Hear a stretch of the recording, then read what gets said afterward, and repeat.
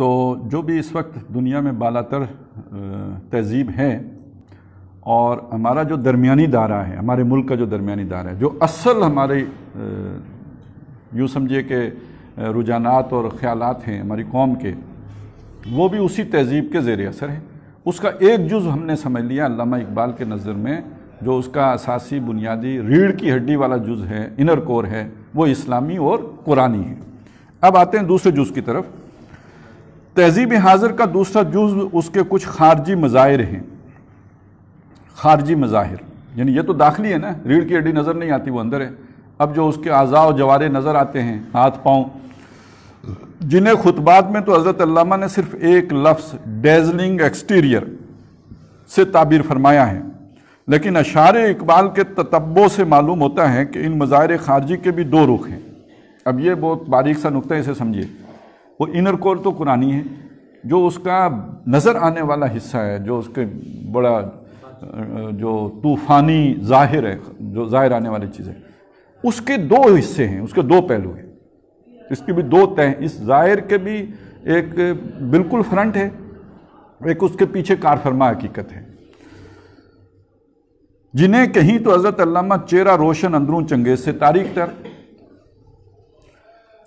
کے الفاظ سے تعبیر کرتے ہیں، کہیں ان کی نشاندہی طب مغرب کے مزے میٹھے اثر خواب آوری جیسے الفاظ کے ذریعے کرتے ہیں، اور اس ضمن میں غالباً سب سے زیادہ بھرپور انداز یہ ہے کہ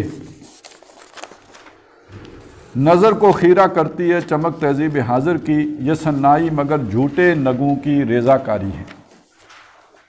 تہذیب حاضر کے ان بظاہر حسین و خوشنما اور دلکش و مرعوب کن مظاہر خارجی میں سے مثلاً ایک حریت فکر ہے، آزادی، حریت فکر، آزادی فکر، آزادی اظہار، جس کے پردے میں یا باضابطہ کفر و الحاد ہے۔ اب آپ وہ سن لیتے ہیں نا، وہ توہین رسالت بھی ہوتی ہے، اللہ پر بھی باتیں ہوتی ہیں، تمام آپ کے جو مقدسات ہیں اور شاعر دینی ہیں، سب کا مذاق اڑایا ہے، کیونکہ میں اپنی بات کہنے میں آزاد ہوں۔ تو یہ جدیدیت کا ایک پہلو ہے جو حریت کے نام سے موسوم ہے، لیکن اس کے ساتھ ہی کفر اور الحاد بھی لپٹا ہوا ہے،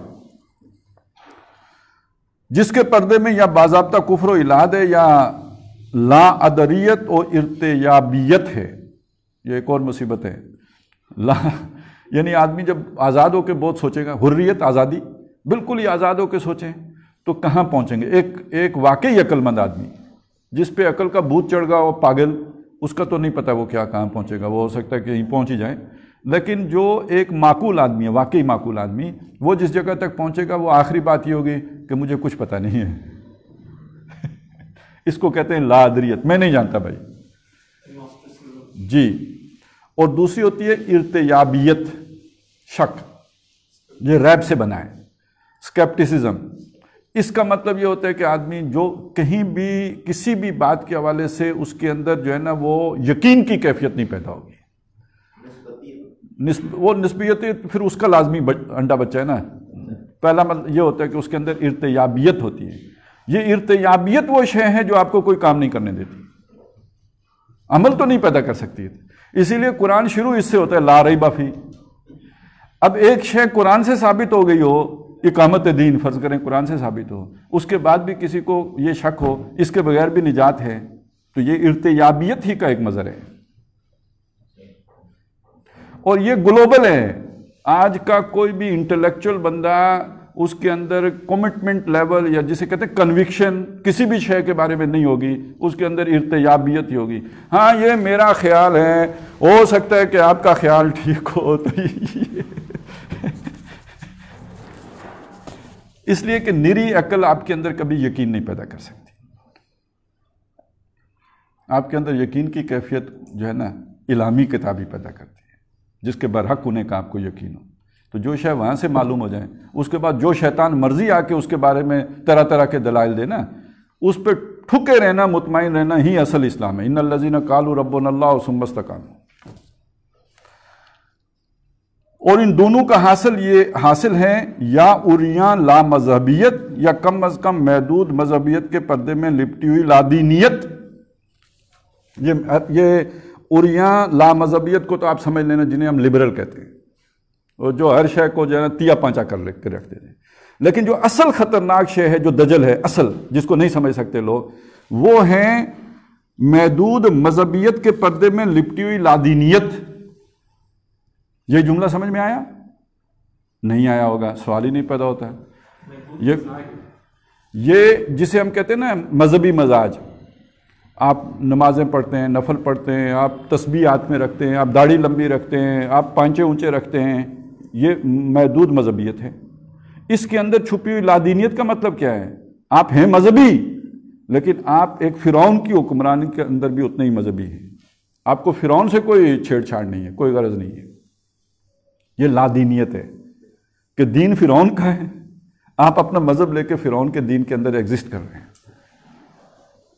یہاں وہ آتے ہیں نا، یا وسط افلاک میں تکبیر مسلسل، یا خاک کی آگوش میں تسبیح و مناجات، یا مسلک مردان خداگاہ و خدا مست، یا مذہب ملا و جمادات و نباتات.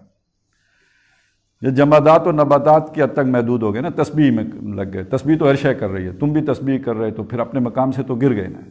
یہ ہے وہ یلغار جو ہمارے اوپر ہوئی تھی، جس سے ہم نے تو جان چھڑا لی، ہمارے دوست ابھی تک پھنسے ہوئے ہیں. یہ جو تصوف کی یلغار ہے وہ یہی ہے. یہ جو صوفی، آخر آپ سوچیں، ہمارے دوست تو چلے صوفی بننا ہی چاہتے ہیں، بنے. یہ بش کیوں صوفیزم کو پروموٹ کر رہے ہیں؟ اس کے لیے امریکہ کیوں فنڈ مختص کر رہا ہے؟ اس لیے کہ یہ محدود مذہبیت کے اندر چھپی ہوئی لادینیت ہے. اور بش کو خطرہ جو ہے مذہبیت سے نہیں ہے، بش کا خطرہ اسلام کے تصور جو بھی سیاسی، سماجی، معاشی، عمرانی فکر، اس سے ہے.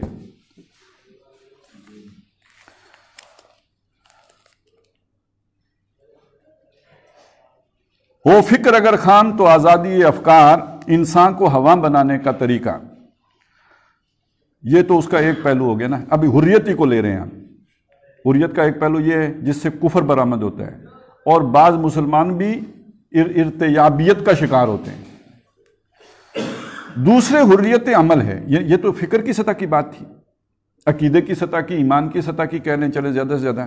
لیکن اب آیا حریت عمل، مجھے کام کرنے کی آزادی ہے، میں جو مرضی کام کروں. جس کی شکر والی تہ کے نیچے مضمر ہے. شکر والی تہ جیسے ہم کسی کو زہر دے رہے ہوں اور اوپر اس کو شوگر کوٹ کیا ہوا، وہ شکر والی تہ ہوگی نا، میٹھی تہ. اس کے اندر وہ زہر ہے. تو جو اصل اس کے اندر مضمر زہر ہے وہ کیا؟ اباحیت اور آوارگی کا زہر ہے.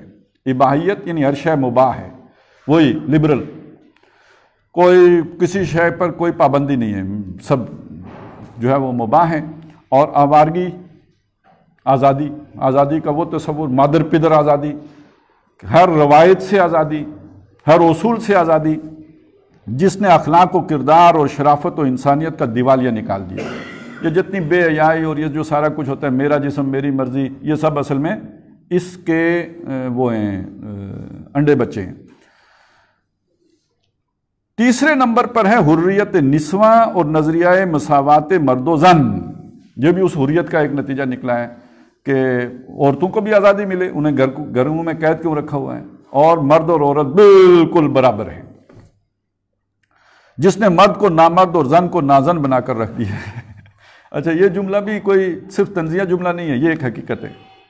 مرد کی مردانگی اس کے اچھا سانڈ ہونے میں نہیں ہے کہ وہ ایک اچھا نر ہے، بلکہ اس کی مردانگی اس کی غیرت میں ہے. وہ اپنے جیسے دیکھیں، میں تو یہ بڑی عام سی مثال دیتا ہوں، شاید آپ نے نہ دیکھا ہو، لیکن جس گھر میں مرغیاں رکھی ہوئی ہوں نا، یہ دو مرغے آپس میں کیوں لڑتے ہیں؟ جو گھر میں مرغا ہوتا ہے، اس کی جو مرغیاں ہوتی ہیں، کسی دوسرے مرغے کو وہ اپنی حدود میں برداشت نہیں کر سکتا. وہ ایک جب اذان دے گا نا تو دوسرا بھی دے گا، اس کے مقابلے میں دے گا.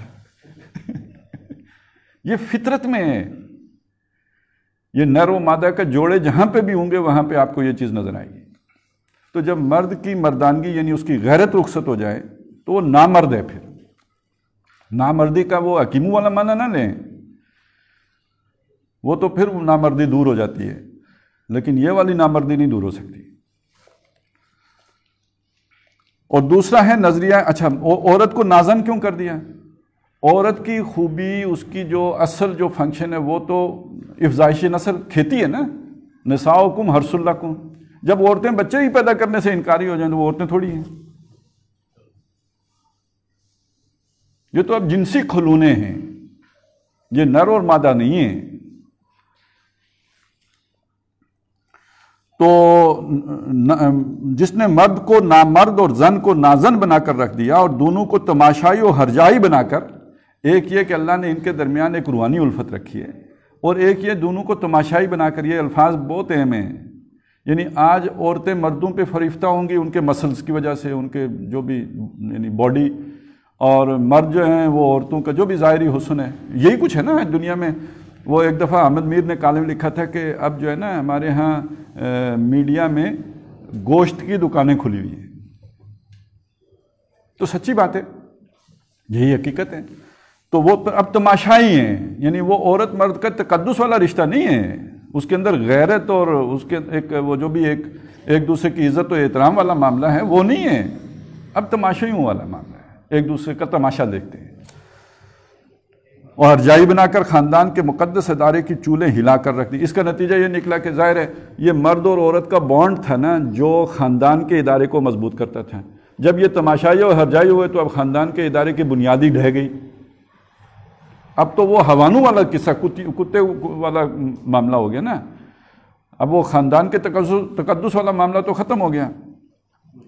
فساد کا ہے فرنگی معاشرت میں ظہور کہ مرد سادہ ہے بیچارہ زن شناس نہیں، کیا یہی ہے معاشرت کا کمال، مرد بیکار و زن تہی آغوش، اسی طرح خشت اول چون نہد مامار کج تا سریا میر اود دیوار کج۔ یہ تو جب انسانی اجتماعیت کا ذکر آئے گا تو پہلا سٹیپ جو ہے وہ خاندان ہے۔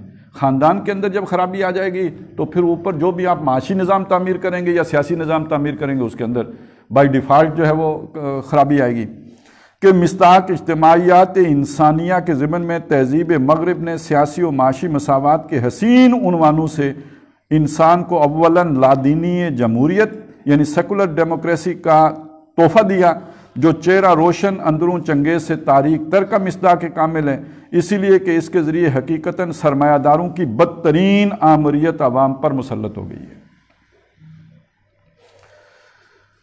تو جمہوریت کا یہ پہلو تو بہت ہی، جسے آپ کہیں گے نا وہ جو ڈیزلنگ ایکسٹیریئر اور کافرانہ اور چہرہ روشن اندرون چنگیز سے تاریک تر، یہ اس کا مظہر ہو گیا۔ اب دیکھیں نا وہ جو بنیاد ہے وہ کون سی ہے؟ عین قرآنی۔ اس کا جو ظاہر ہے اس میں سے ایک پہلو حریت ہے، اس حریت کا یہ والا پہلو وہ ہے کہ جو بالکل ہی غیر اسلامی، غیر قرآنی، بلکہ قرآن سے متصادم